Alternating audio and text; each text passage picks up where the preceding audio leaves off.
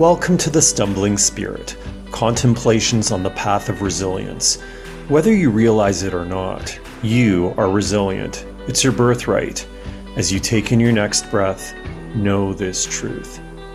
It's not only about your capacity to overcome difficult situations, but it's about your courage to do the necessary work to heal, learn, grow, and move forward. What you gain is invaluable wisdom. And it's through these hard stumbles in life that we often discover a new purpose that aligns with our spirit. My name is Fabio da Silva Fernandez, Reiki Master, Mindfulness Coach, and Mystical Explorer. Join me weekly as the Stumbling Spirit podcast highlights the lives of extraordinary people like you, sharing transformative stories and beneficial practices of resilience to guide you on your wellness journey.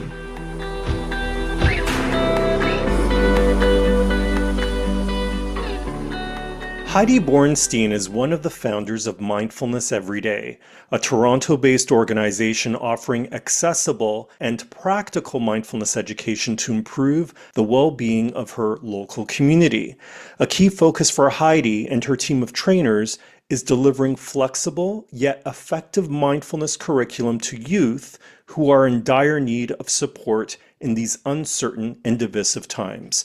According to a report by Health Canada on the impact of the COVID-19 pandemic, many young people are being left behind in education, economic opportunities, health, and well-being. Heidi is here to discuss her important work and why mindfulness is needed more than ever to address the unique challenges of today. It's a pleasure to welcome mindfulness and yoga teacher Heidi Bornstein to the show. Hi, Heidi. Hi, thank you, Fabio. I do want to reference those stats though. So specifically, it's by the Mental Health Commission of Canada.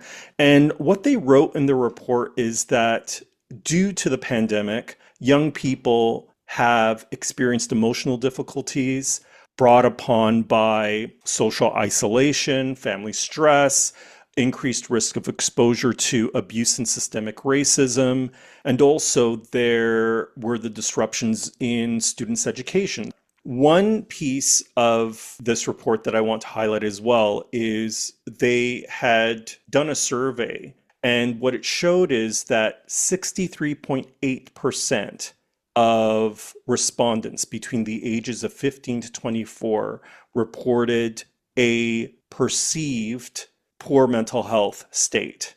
When you listen to these stats, what do you make of them? What I make of them is that they are accurate. We have been in the schools. We were in the schools before COVID. We were in the schools a little bit during COVID and again after. I tend to deal mainly with high schools, dealing with high school students, so grades 9 to 12. So what I noticed was, first of all, Toronto was one of the most locked down cities in the world. So these kids were subjected to 2 years of interrupted education. And it wasn't only education, it was interrupted social interaction. So what we noticed, particularly in the grade 9s, was we noticed that their emotional regulation ability was about that of a grade 7. Because these kids, when we were dealing with them, had missed the whole middle school experience, basically. We also noticed, and the teachers that we have dealt with, they also said that they've never noticed such high levels of anxiety in their grade 11 students. So this is supported.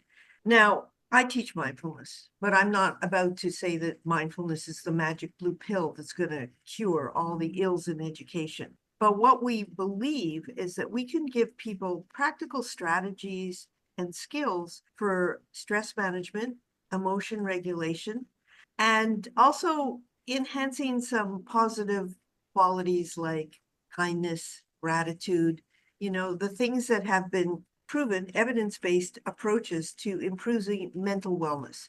And what we look at in education is that there's a tiered system. So at the bottom is what's good for everybody. And that's where Mindfulness Everyday offers our programs. So we're looking at what might be good for everybody.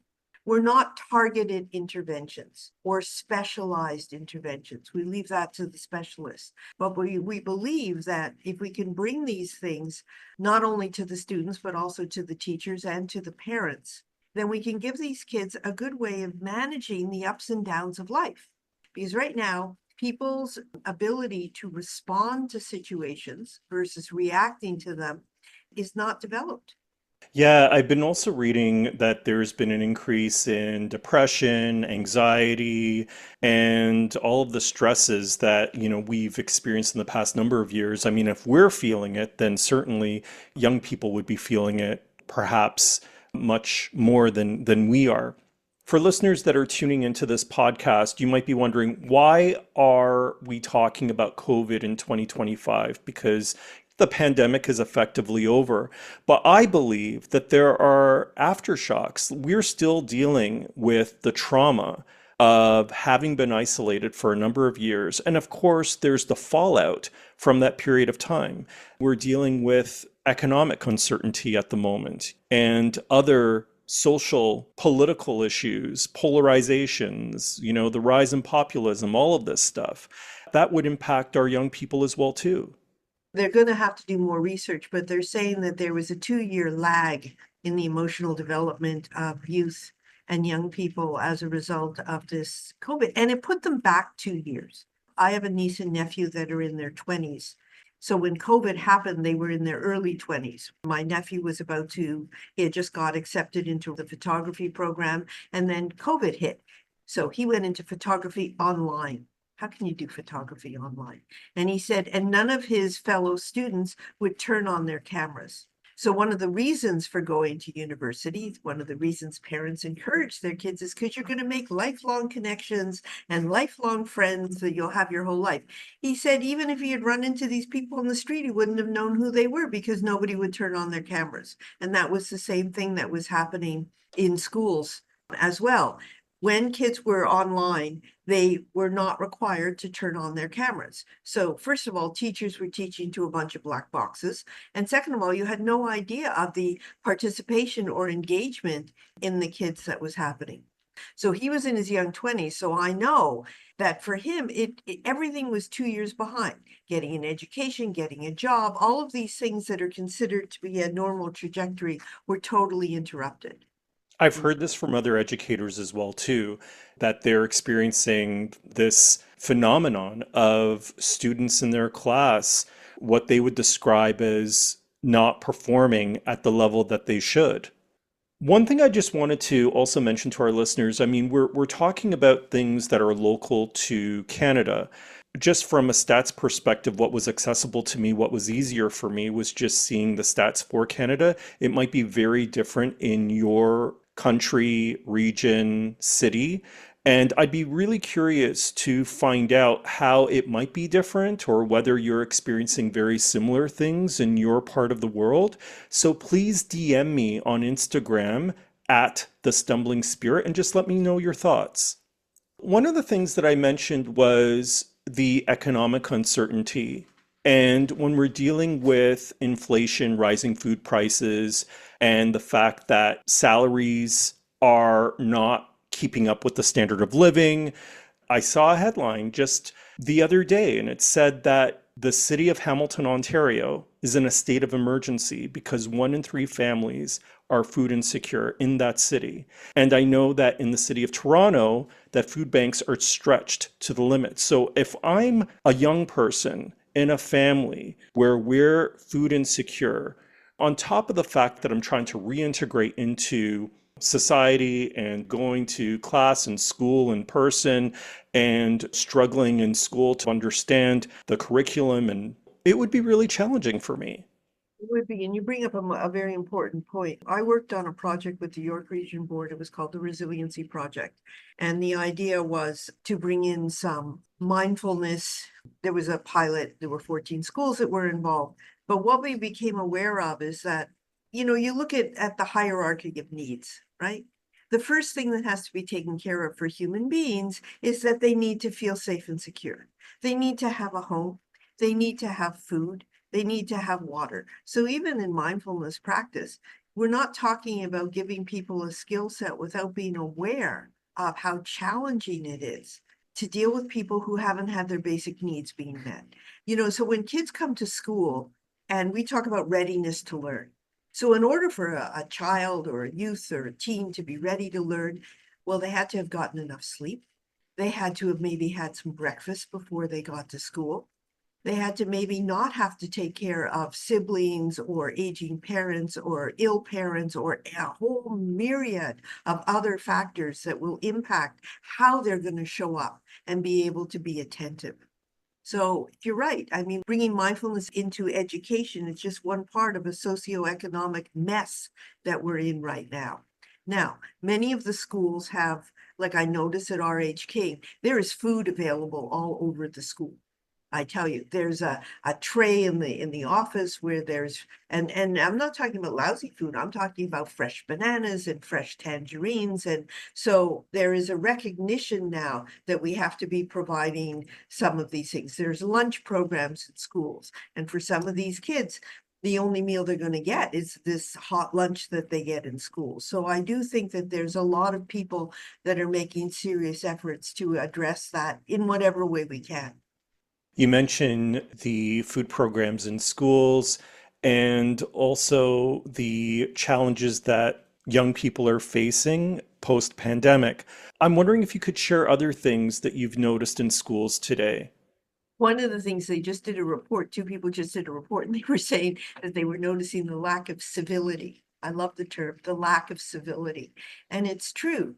When I walk down a hallway at a high school, I will notice that there's a bunch of kids and they're all on the floor. And I don't know what happened this year because I understand they changed the rules. Everybody was on their cell phone. And I remember there was a group of them and they were all kind of in the stairwell and they were all looking at something. And I said, can I just ask you, what are you watching? What is so engaging? And they said, we're just watching YouTube videos. And that was their way of managing stress, not talking to each other, but they were doing it together. I mean, they were sharing this with one another. You know, I've also noticed the impact of social media. Social media can be devastating. It can be used as a weapon. It can be used to isolate. It can be used to attack. It can be used to isolate friends or to support arguments or to do all of these things. So this year, I know the government decided that it would be a good idea to ban cell phones, but I would like to see kids taught the proper use of cell phones. It's a really powerful technology. One of my teachers that we teach with, a grade 9 teacher, said one of the kids came up to her students and said, how do I know if something's true that I see on social media? And she said, well, that's a really good question. And she said, well, first of all, always keep that in your mind. How do I know if this is true? And then step 2 is do your investigation, do your research, find out where the sources came from, find out who said it. So I would like to see more emphasis on intelligent use of technology. And look, at this point in mindfulness for teens, we recommend certain apps like, hey, at least use your cell phone for good. Plug yourself into a meditation app, you know, or a body scan or something that's going to help you sleep if that works for you. Which, by the way, the body scan is one of the most favored mindfulness practices for teens. So let's talk about mindfulness. Whenever I have a mindfulness practitioner on the show, I always ask them, what is your definition of mindfulness? So my definition of mindfulness is the awareness that arises from being in the here and now in your life as it is actually happening with kindness and curiosity so that you can make the wise decision as to how to act. So for me, mindfulness has an action component. It's not just about okay, I'm being with the present moment and this isn't a great moment, but I'm just going to be with it. It's like, okay, I'm in this lousy moment. How can I make it better? What do I need right now? And really developing that capacity to be present. So for me, mindfulness is not about sitting on a cushion with closed eyes and, you know, kind of only going inside. It's obviously going inside. What we want our kids to develop is the awareness to know what is happening inside them, emotions, thoughts, body sensations, and then what's happening around them. I sometimes joke with the teens that I teach because we'll often say, what do you notice is happening in your body? If they say that they notice a certain emotion, I'll say, well, what do you notice is happening in your body? And they'll say, I don't know. And I said, you know, your body isn't just for moving your head around. It has a wisdom of its own that is worth tuning into. So some of the ways that we show that is we actually started to change the sleep patterns of the groups that we were working with. And this is, of course, when we were able to deliver 12 sessions of mindfulness in curriculum. Since then, there have been budget cuts, another major issue you have mentioned in education. So they can't bring in specialists like me and my team to do these 12 session programs. But we would ask kids, to check in with themselves and to say how they were feeling. And we would go around the room and we would get, out of a class of 30, probably half tired. I'm tired. And I would say, okay, well, what does tired feel like to you? They would go, well, I'm tired. And I would say, okay, do you get angry easily when you're tired? Oh, yeah. I said, can you remember things when you're tired? No, not really. I said, can you think of new solutions to problems when you're tired? No. I said, so why are you in school if you're tired? Because you're actually not here ready to learn when you're that tired. So instead of, and we would give the stats, the kids your age need 8.5 hours. And actually I would go around the room and I would say, okay, how many kids got 8.5? And we would be down to 4 hours of sleep. And often part of the problem too is parents. Parents think it's perfectly acceptable for kids to study late into the night, instead of saying, okay, you got a cutoff time, 11 o'clock, you have to go to bed. We also know that because they haven't developed that muscle of attention, which is another wonderful skill set of mindfulness, which is the ability to pay attention for a sustained period of time to develop focus and concentration, these kids have the attention span of a flea. So yeah, they say they're studying, but they're not really studying, they're getting distracted. And what do they get distracted by? They get distracted by almost anything, and especially their cell phones. I call them the weapons of mass distraction. But anyways, we started to change the habit patterns. And one girl who used to come into our class and kind of go like, oh, down on her desk and the whole thing, she came in one day really bright and we went around the room. I said, how are you feeling? She said, I got 8.5 hours of sleep last night. I feel amazing.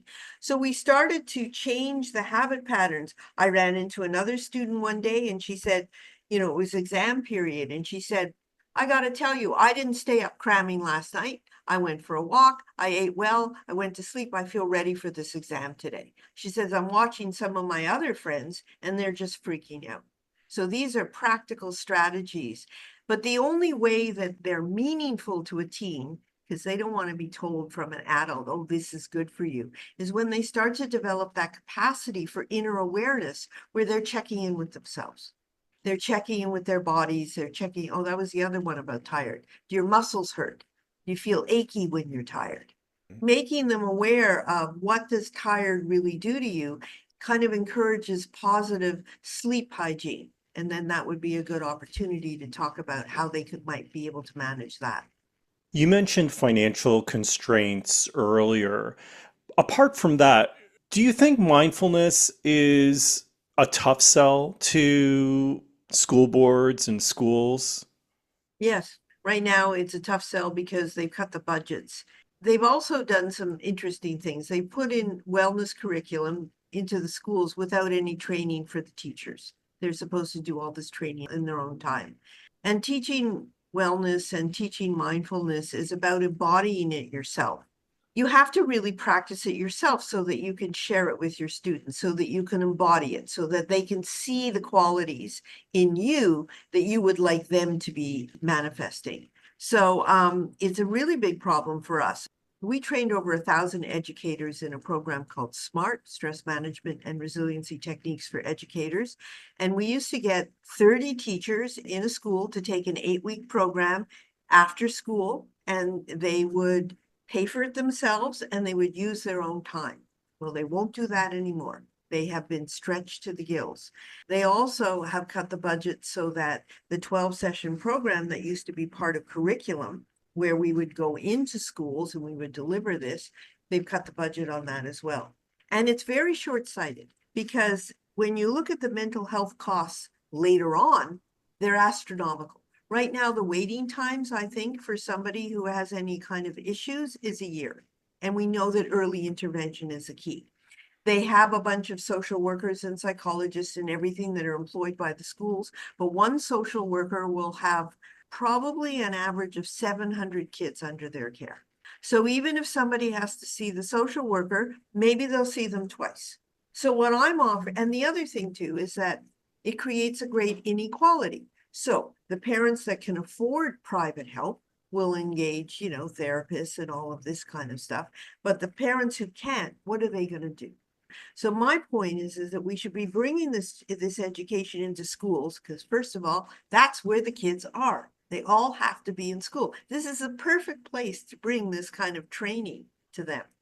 We were delivering this curriculum in schools for over 10 years. We have 10 years of feedback from the students on what it meant to them. I've had kids that said this was the most important course I took in school. I ran into somebody I think Steve and I were presenting. Steve is my partner and co-founder of Mindfulness Everyday. And we were presenting at a psychology conference at U of T. And one of the meeters and greeters came up and said, Steve and Heidi, do you remember me? And I went, okay, where do I know you from? And she said, I was part of the first group at RH King, which is where we did our first pilot for this program. And now I'm in psychology. And I said, well, just tell me, did you think the program was valuable for you? And she says, I wish I'd known how valuable it was then. I realized it later. And that's the other thing about mindfulness. Sometimes the effects are not immediately known. So it may be somebody remembers years later, these two old people that showed up in their classroom and showed them a bunch of movement, breath, and reflective practices that help them feel better. That's a powerful testimonial. And you talk about how mindfulness allows students to tend to themselves, to connect with themselves in a way where they can get the sleep that they need, where they can increase their focus. And there are all of these other benefits like reducing stress, etc. So, what else does mindfulness do, or can mindfulness do to help students? Okay, so we got interviewed by CBC years ago, the current. And Steve and I were actually out of the country when this interview happened. So they interviewed the students. And what I love about the interview with the students is that they never mentioned mindfulness every day. They never mentioned the name of the program. But what the kids said they got from Heidi and Steve was they remembered what made them happy. And they remembered to make sure that they made time for that in their lives. And I thought that was one of the best testimonials that I'd ever heard. A lot of them used to draw as kids, and then as they got older, they stopped doing it. So when we introduce some of these activities around, mindful art or things like that, they all get really focused and calm. And we say, remember this feeling. So I think that mindfulness can also help them reconnect to what is meaningful to them. What makes them happy? We do a whole lesson on happiness. And we have these kids do dyads. A dyad practice is when one person speaks and one person listens. And we ask them, what does happiness mean to you? And one of the girls came up to me afterwards and said, nobody's asked me that question. This is somebody who's in grade 11 about to make major decisions about what they're going to do with the rest of their lives. Maybe it would be helpful to know what makes them happy. Yeah, that's so important. One of the programs that Mindfulness Everyday created is called the Mindful Edge. And you also have a mini version of that program. It's an elective certification course for high schoolers. Can you describe the program? I know that you touched upon it, but maybe in a little bit more detail, can you describe the program and what you teach students at a high level? So the program is called Specialist High School Major, and it's designed for students to graduate from high school with specialized skill, knowledge, and certification. And there are a range of topics. There are a bunch of different programs. Part of every single SHISM, SHSM, that's the acronym, program is a leadership component. And we know from the research that's been done that leadership and mindfulness really work well together. So that has given us an opening to be able to go into high schools. These are usually grade 11 students that are in the SHISM program. In order to graduate, they require certification from an outside agency. So for example, if you're going into healthcare, you may need a CPR certification. So Mindfulness Everyday can fulfill that certification requirement. So we deliver a program that's called Mindfulness in Leadership.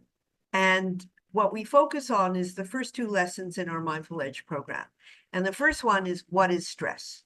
And in the what is stress module, we teach the kids what the physiology of stress is. So they actually know what's going on in their bodies. And for kids to actually be able to identify, instead of just say, oh, I'm feeling really stressed out, but to understand that being stressed out is a physiological change that happens to your body, that you actually have the ability to redirect through relaxation techniques. This is really powerful for them. So first of all, it's a learning of what this whole process is, and understanding reaction and understanding what happens in the brain. So we bring in neuroscience. Kids love the neuroscience of this. It's kind of like teaching them who's driving the bus. Instead of feeling like they're always overwhelmed by feelings and emotions and body sensations, they start to understand what's going on in their system. So that's really powerful. And then the second session of it is, it's a 2-session series. The second one is, what is mindfulness and how can it help? And in teaching that one, we do a lot of interactive, practical, fun things. So one of the activities that we do is we bring in 3-foot peacock feathers. And we actually have the kids balance the peacock feather on their heads and walk around the room and notice what is the skill set that they have to use in order to keep this balanced. And what we notice instantly is that they're engaged, they're smiling, this is a good thing, they're focused and attentive. And these are kids that were kind of sliding off their chairs going, oh God, another presentation, you know. And then we start to show them, okay, we're going to look at this a different way. So it's a very interactive kind of program about using the skill set of mindfulness, but doing it in a bit of a different way. And we do a lot of questions. One of the questions we'll ask them is, has anybody ever given you a homework assignment that's supposed to take you half an hour, and 2 hours later, you're still trying to figure out how to get into it? Every hand in the room goes up. What happens? We get distracted. So what we're doing is we're teaching them what focus and concentration feels like and how they can develop that as a skill set. So those are the 2 lessons. We offer it as a 3-hour workshop. It takes sort of a morning or an afternoon. And for the schools that have the SHISM program, they can bring us in to deliver this program. And the kids really like it. Like the feedback that we get from this is really fun. We deliver it not in a classroom setting. We tend to use a library. We will use a PowerPoint. We used to actually, so here's an interesting thing. Before COVID, we used to have the kids sitting in a circle. They are not comfortable sitting in a circle looking at each other. So now we have them sitting in a U, and at least they have a PowerPoint presentation to look at, which helps relieve some social anxiety that some of them may be feeling. So it's done intentionally. We also really employ mindful movement. There's not enough movement. Kids are not designed to sit from 9 to 3 at desks. So we show them a bunch of short mindful movement practices that can help move energy. So one of the questions we may ask them is, if you were a battery, where are you at right now?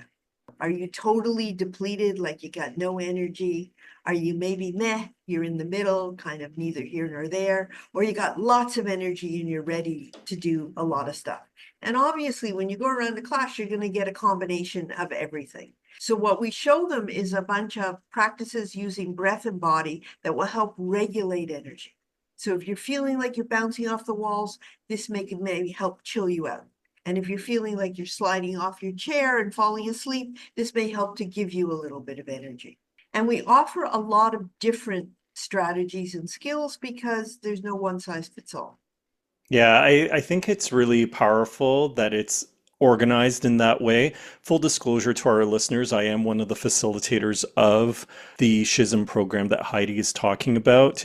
I wanted to sort of highlight as well, you tackle stress and anxiety, but also compassion.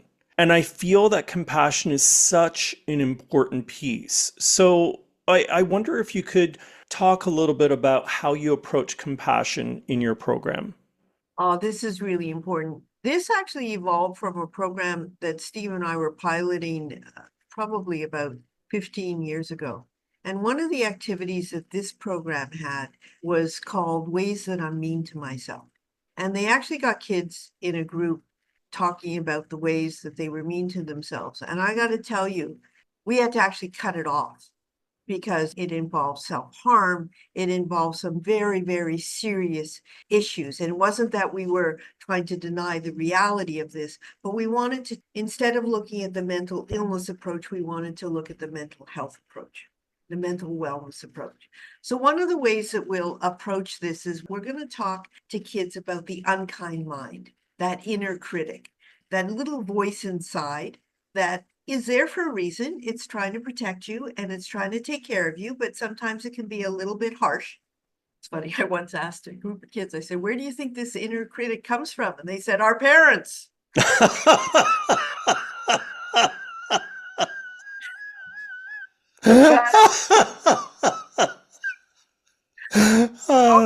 yeah. So one of the activities or it's kind of a lot of reflection. So one of them we did with kids is we said, okay, you are on the basketball team. The score is tied and you have the final free throw shot. If you get the shot, your team wins. If you miss the shot, your team loses. So you line it up and you take the shot and you miss. What are some of the things that you would say to yourselves? Well, let me tell you, they are not nice things that they would say to themselves. And I said, okay, we're going to change the scenario. Same situation, game is tied, but the person who's taking that shot is your best friend. So your best friend takes the shot and they miss. What are the things that you would say to them? And the contrast is so great between the things that you would say to a friend and the things that you would say to yourself. So again, we're focusing on awareness. We're shining the light of awareness on a particular aspect of the mind. And once you shine that light of awareness, different possibilities evolve. And there's a space for self-compassion as a result. The compassion piece is also fundamental with mindful leadership. So, could you maybe explain a little bit more about that mindful leadership piece and why compassion is so important? Well, first of all, I'll just talk about mindful self-compassion. Mindful self-compassion was created by Chris Germer and Kristen Neff. And I would say at this point, there's probably more research that's being done on mindful self-compassion than on mindfulness. And mindfulness is an important component in it. You know, the Dalai Lama says, my religion is kindness. And it's kind of this really underrated quality. But the important part of mindful self-compassion is that there are three parts to it. So part one is acknowledging the reality of your experience. So that's the mindfulness. And then the second part of mindful self-compassion is common humanity, which is, well, I'm not alone. Other people have done this. Other people have really messed up a test. And then the third part of self-compassion, which is so important, is what do I need right now? So mindfulness asks the question, what is my experience? Self-compassion asks the question, what do I need right now? And this is where it's really important. So in actual fact, that critical voice, we're not trying to say that it doesn't have a point, which it does. It's there to protect you and to help you improve. But sometimes it could be done with a little of a softer voice. And sometimes we can show kids, because it's not actually helpful to have this critical voice. We actually have an activity that's really fun where we hand out little cards to kids, things that a parent would say, you know, you're never going to get into university, things that a friend would say, you're always studying, I never get to hang out with you. Teacher saying, this test is worth 40% of your mark. And we actually get one kid to volunteer. We give them a math test. And they have to sit in the center of a circle and they have to write this math test while the people go around them saying these sayings to them. And they first say them one at a time, and then they say them all at once. And the funny thing is they all start to crowd in on that student. It's kind of a theater piece.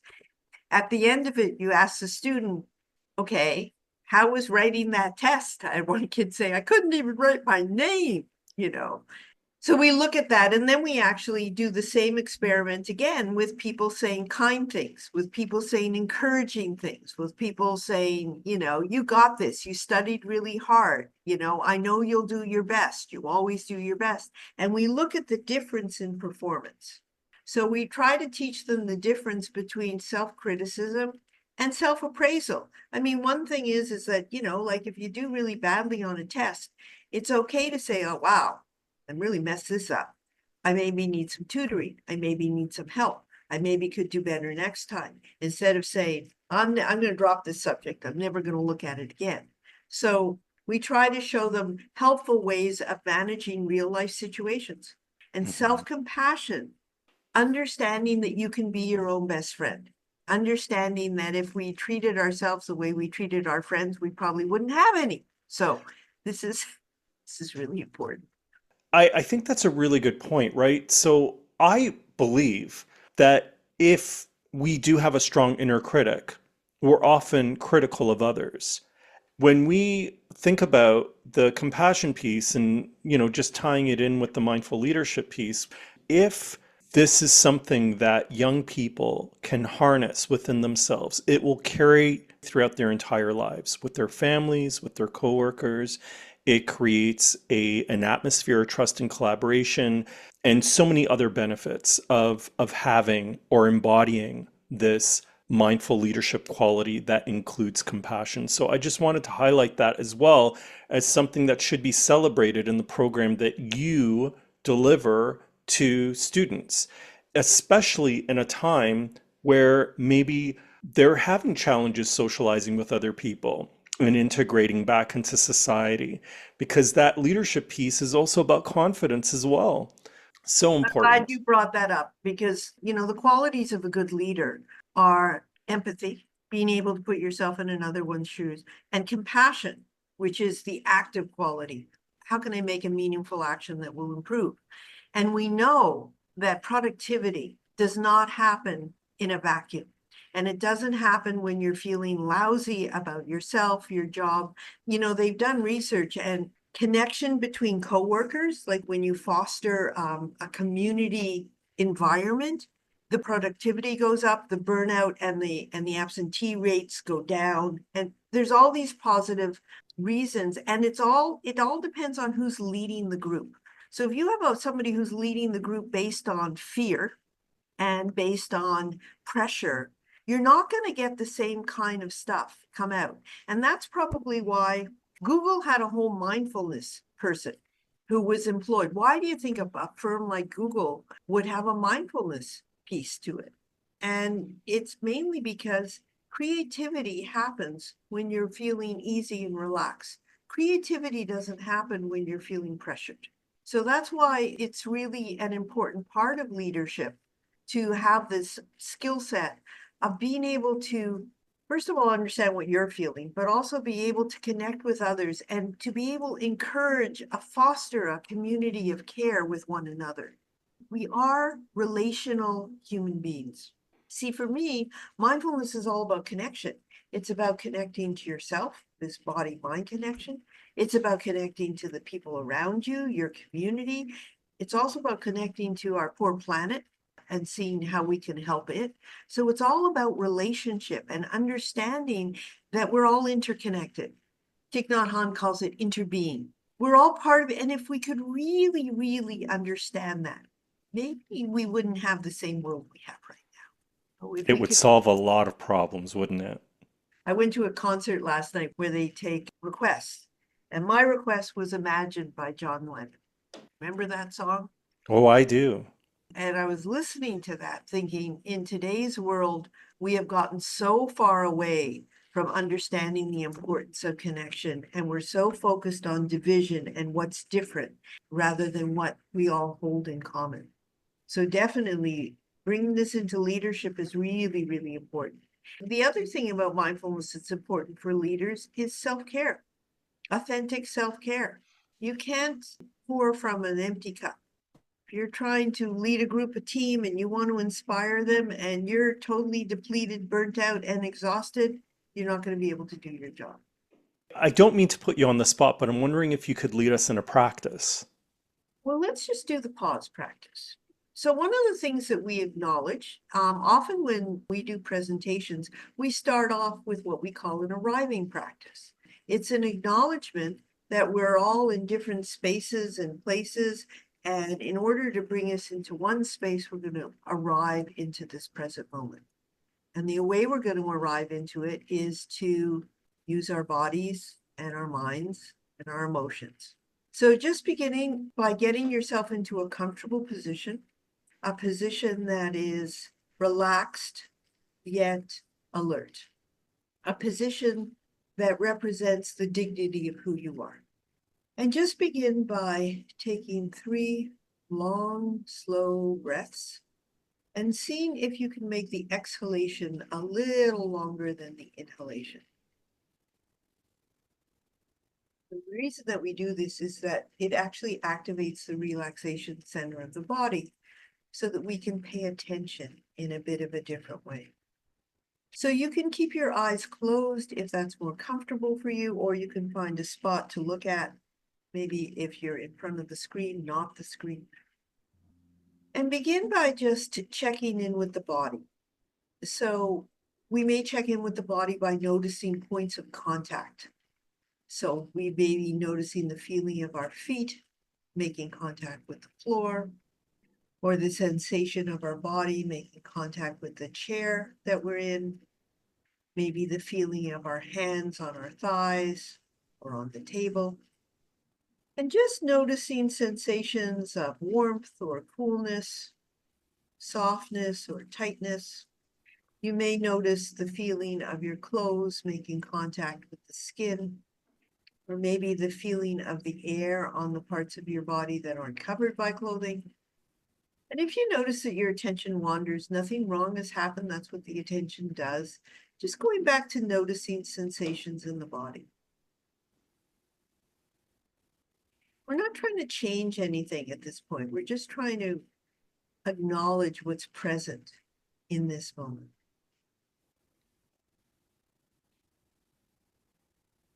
And you may notice, like I did, that my stomach just started growling. So just being aware of what's going on both inside and on the outside of the body.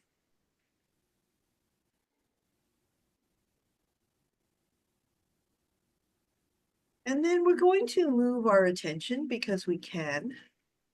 We sometimes think we're stuck, but we're not. We can move our attention, and we're going to move our attention to notice what's happening in the mind space. And not trying to get caught up on the content of thoughts, but maybe just noticing, are you thinking a lot about things that have happened in the past? Are you imagining what may happen in the future?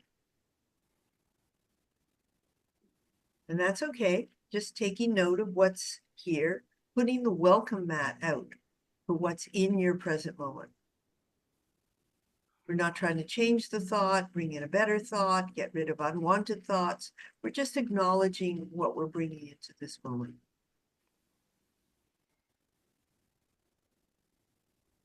The third part of our triangle of awareness is we're going to notice emotions or feeling states. Are you feeling happy, sad, mad, glad, bored, inspired? Is there a name that you can give to the emotion that you're experiencing right now? So often people think mindfulness is about feeling calm. Mindfulness is about feeling what you're feeling, whatever it may be, pleasant, unpleasant, or neutral. So with that pause practice, I welcome you into the present moment, and you can maybe rub your hands together and cup your eyes. Thank you. I really needed that too. It definitely slowed me down and it helped me notice what was going on within me and around me. Thank you so much. One of the questions people often ask is, when's a good time to practice mindfulness? And I would say transitions. We often ignore transition. We're often so far ahead into the future with what we have to do next. So, when we're moving from one activity to the next, It's a really good opportunity to pause and check in. And then you can move on to the next thing that you're going to do. That's great. Thanks again. You talked about the response that students have to the program and to mindfulness. How have teachers responded? Oh, teachers have been great. We have a few teachers who have been part of what we do for a long time. We've been working with a local school for a long time. And last year, they finally gave a PD day to teachers that they could decide what they wanted. And what they wanted was for us to come in. So we had 25 teachers and we did the same kind of practices. We went through them all. But the teachers who were there, like many of them were feeling very depleted and stressed out. The burnout rate and the absentee rate in schools right now is phenomenal. Like it's so high. The teachers loved it. They loved it. We did mindful eating. We did a full lying down body scan. We brought in yoga mats. We brought in blankets. We had opportunities for them to also talk to each other, which they never get a chance to do. So we had questions that we would pose about different aspects of being a human being, and we would have them get into either dyads or small groups and connect with each other. After a practice, we would always ask, how did that land for you? What did you notice? And it was a wonderful day. The feedback was phenomenal, and they would like more of those. That's great. What about parents? So when these students go home and share what they've done in the mindfulness course that you deliver, what have parents said about it? Well, first of all, we always recommend that if you are going to bring a mindfulness program into a school, particularly in elementary school, that you have an information session for parents first, so that they understand that mindfulness for health and well-being, and that it's being delivered with a secular approach. There's no religion involved. And even though it does come from an Eastern tradition, there's no Buddha in the room. This is not what we teach. So we definitely want to involve the parents in this. Often what will happen is the kids will go home and they will teach their parents things. Mommy, you really need to breathe right now. But that being said, our latest success has been the Toronto District School Board, which is the largest school board in Canada, had a series of innovation grants that they were giving out this year. And these grants are for parent council, school councils. And the money has to be used on training for school councils. And they had a variety of different topics, but for the first time in 3 years, they had mental health. And there were 11 schools that applied to deliver mental health training to parents, because parents are feeling that they don't have the capacity to help with the mental health of their kids because their own mental health is at risk. So out of these 11 applications, and we have been a partner with the Toronto District School Board for over a decade, and we are mental health specialists, we received 8 of these grants. Most of them took a 2-part series where they took all their grant money and they're just bringing us in to do 2 trainings. And that's what we're preparing for. That's going to start next month. So parents are definitely very interested in this, particularly when you take it as a well-being approach to support the mental health and well-being of families. And we're looking at resources for parents themselves. It's funny, there's a lot of resources for the kids, but it's for where do parents go when they need help, when they're struggling. So that's what we're doing. So parents are definitely very supportive of this. That's really powerful because you're addressing the constellation of influence for these young people, right? So not only are you training students on mindfulness and how they can use it for their own benefit, but you're also training parents and teachers as well too. So it creates this sort of circle of wellness, right? Which is incredible.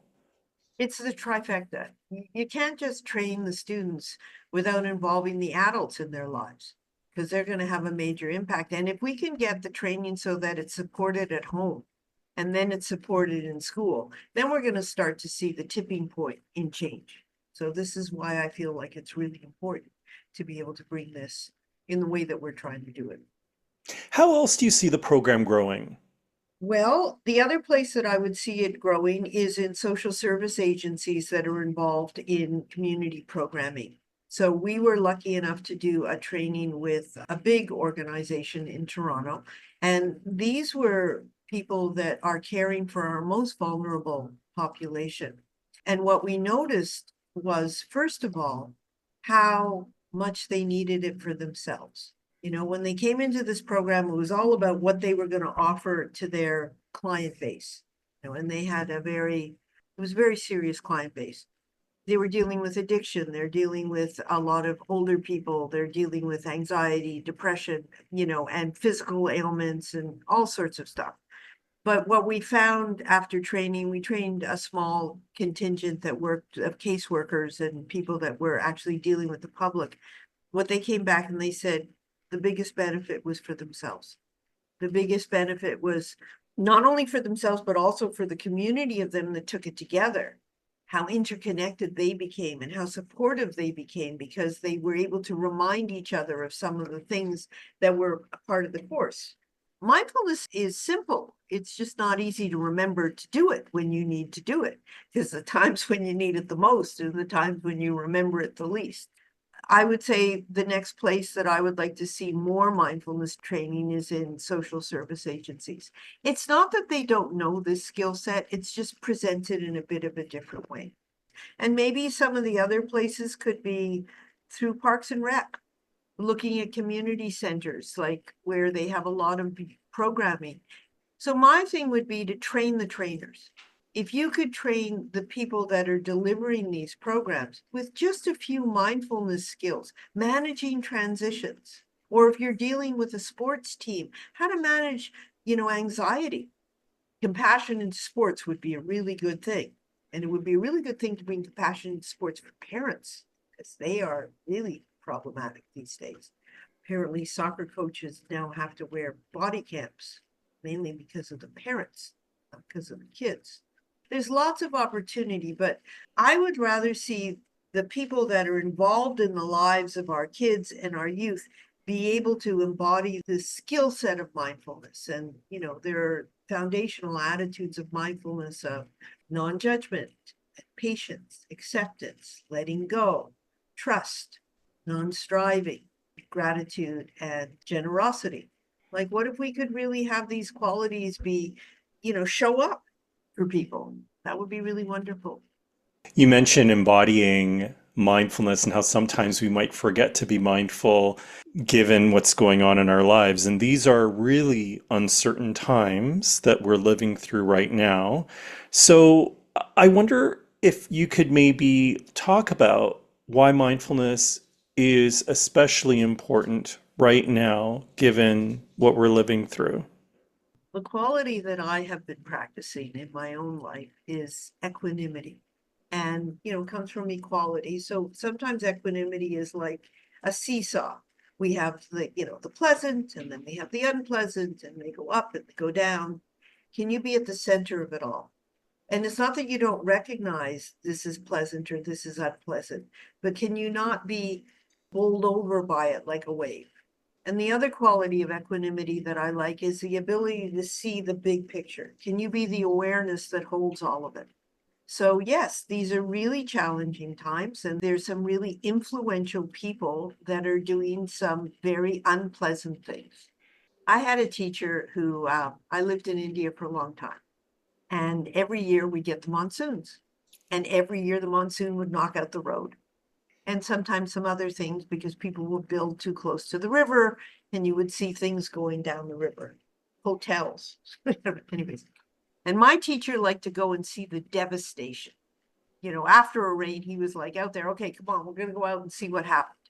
And, you know, one of us said to him, why do you like devastation? Why do you want to see the devastation? And he says, I want to see what the creative intelligence is going to bring forth out of this. So I'm trying to maintain that equanimity of looking at this current situation in the world with all of its division and just seeing what's the creative intelligence going to bring forth out of this? Because I truly, truly believe in goodness and kindness in people. I believe that that's my true self, and that's the true self of everyone. and they just need to somehow connect to it. I really resonate with that too. One of the things that I've been exploring is the relationship between resilience and survival. It's really been something I've been thinking deeply about. I'm wondering whether you have any thoughts on that topic. Love that you asked that question because it's also a point of inquiry for me. Why is it that one child, when a hand is opened up and they're given an opportunity, will take it and ride with it and thrive, and another won't? You know, one of my favorite movies was The Blind Side. What they showed was somebody who had, you know, a very challenging childhood and yet was, when offered an opportunity, took it. He had another cousin who was also offered an opportunity and didn't take it. So this quality of resilience, you know, we talk about this ability to bounce back from adversity, the ability to be with the ups and downs of life. It's almost like a mysterious quality in human beings. Some people have it and some people don't. Some people can go through incredibly traumatizing situations and they can go through them and come out the other side. And other people can get stuck. It's kind of a mysterious quality. And we talk about it as if it's something that we can actually make manifest. I'm not sure we can provide all of the foundational pieces of it. It's like planting a seed. We can have all the best soil and we can water it and we can do all in the best sunlight and everything. Will it grow? Yeah, I think that's a really powerful reflection. So you mentioned tending to your needs. Obviously, you have a daily mindfulness practice. You mentioned the importance of movement. What are your other practices of resilience in your life? I read. I am an avid reader. I love learning and I love reading about other places and spaces and times and interesting things like that. And the other thing that, well, creativity is really important to me. So I'm an avid knitter. My knitting is always with me, so I do that. But one of the things that I want to learn how to do, so here's something that's come into my awareness and that I have no knowledge. I mean, I have taken one course. I want to learn how to do Japanese brush painting.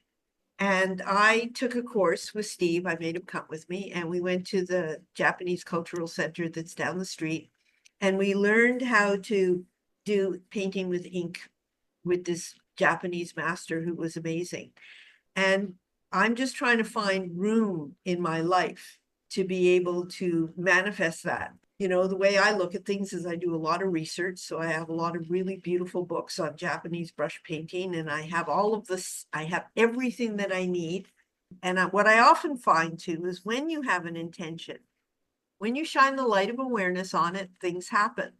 So I met another artist in my building and I told her that I was interested in this. And she said, "Oh, that sounds like fun. Maybe I'll come up and we could do it together. That would be the best." So we'll see what evolves out of it. That's great. How do these practices of resilience benefit you? They help me stay hopeful. And you're actually making, like knitting is really great because you make something, you know, you have something. I make sweaters for people. You know, in a world where we have no control, let me tell you, it feels less and less like we can control any of these situations.